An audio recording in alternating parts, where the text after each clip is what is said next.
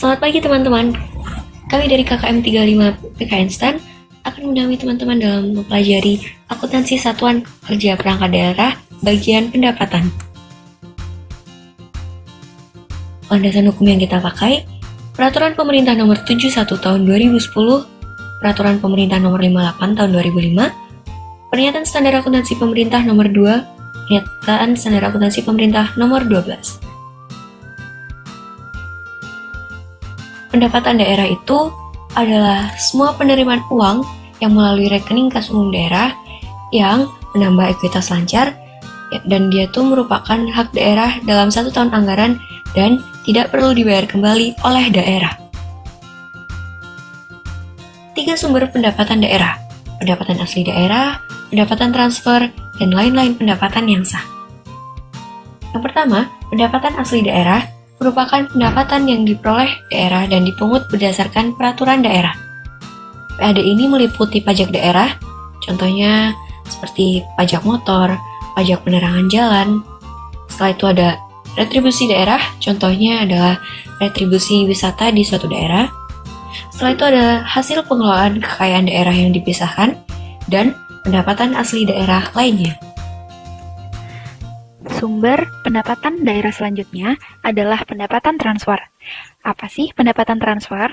Pendapatan transfer merupakan pendapatan yang bersumber dari APBN berupa transfer dana dari pemerintah pusat.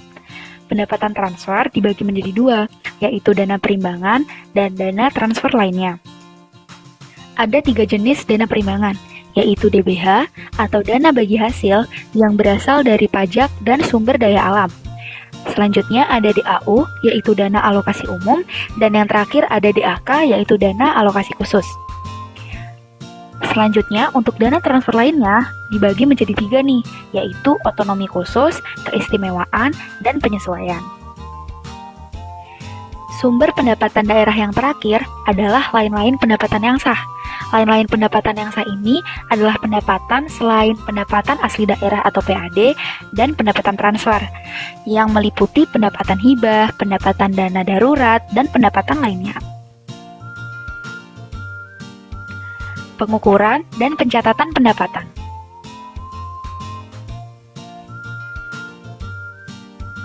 Terdapat 2 basis pengukuran pendapatan, yaitu ada basis akrual dan basis kas.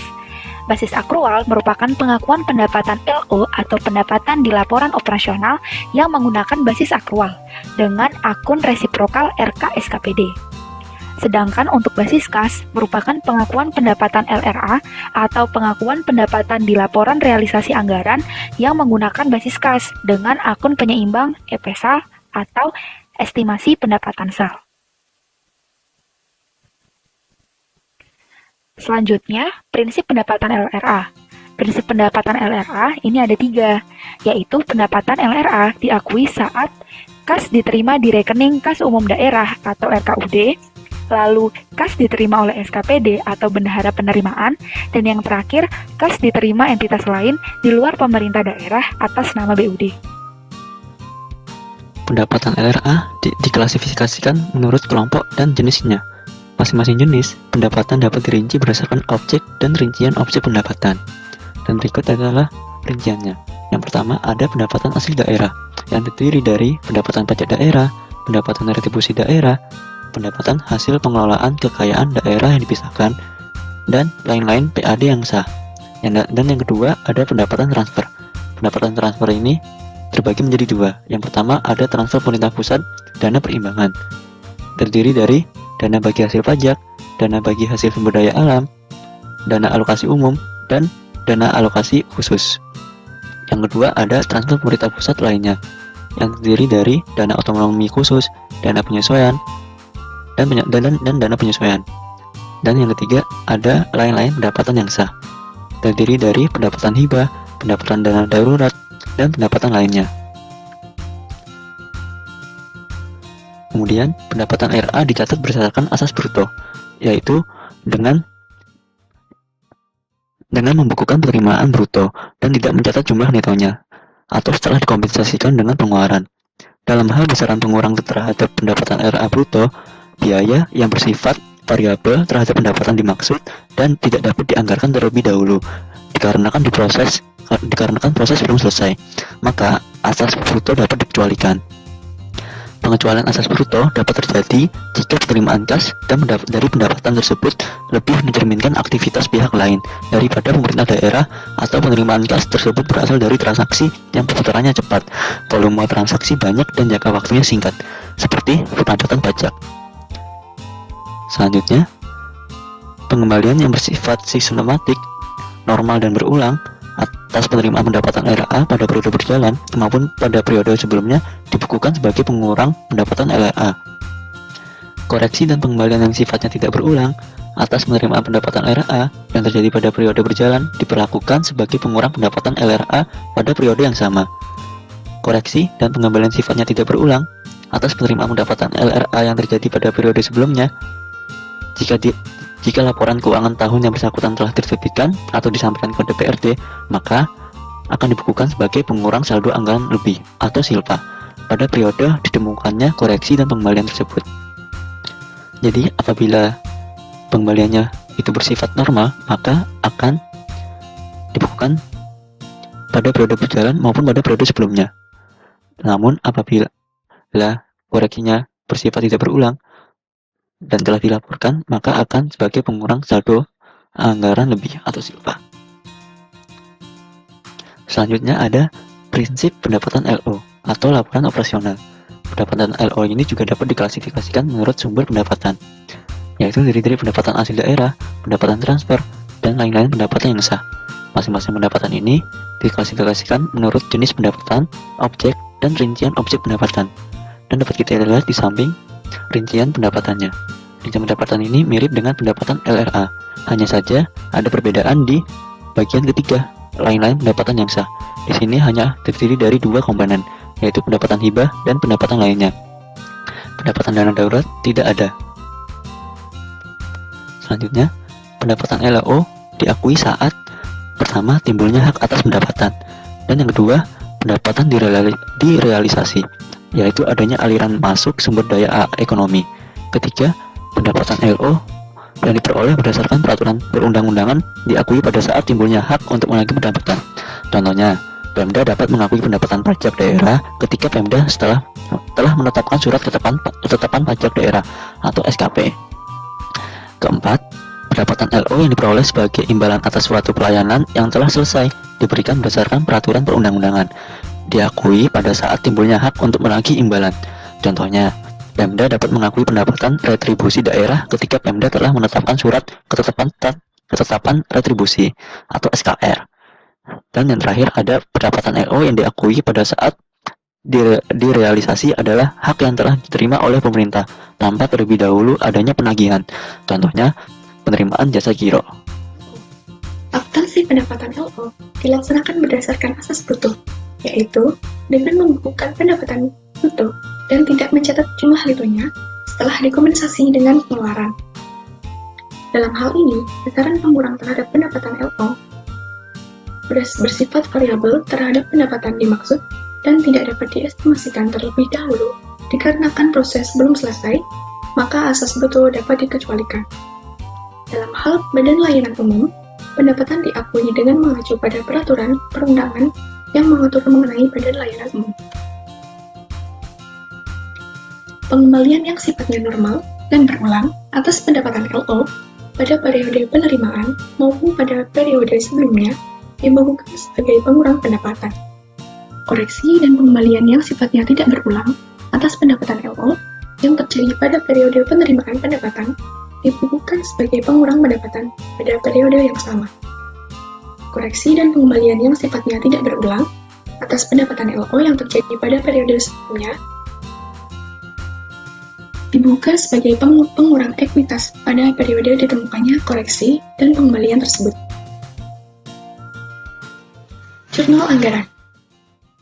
Di awal tahun anggaran, SKPD menerima dokumen anggaran yang disebut DPA atau Dokumen Pelaksanaan Anggaran. Pada saat ini, SKPD mencetak jurnal pada buku besar kas, yaitu mendebit estimasi pendapatan dan estimasi perubahan sal, serta mengkredit apropriasi belanja.